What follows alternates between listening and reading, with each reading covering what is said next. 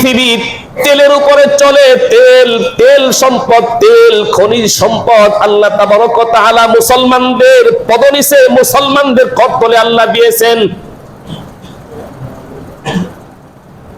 এভাবে বড় বড় সম্পদ আল্লাহ মুসলমানদেরকে করে দিয়েছেন। মুসলমান তোমরা কেন ভয় পাও? মুসলমান তোমরা কেন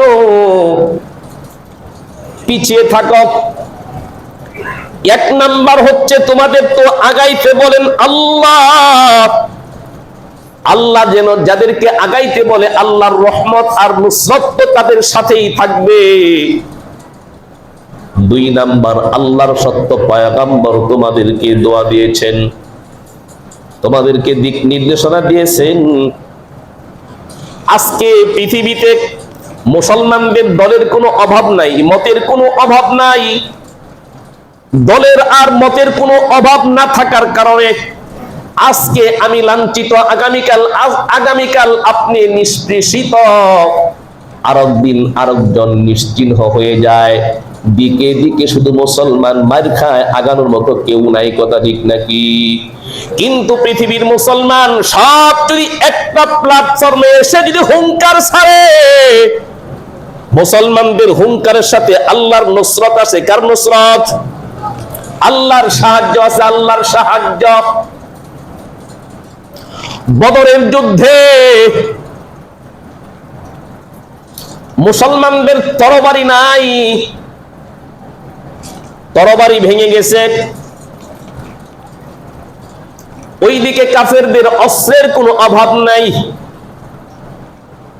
কিন্তু কাফেরদের সাথে আল্লাহর কোনো সাহায্য নাই।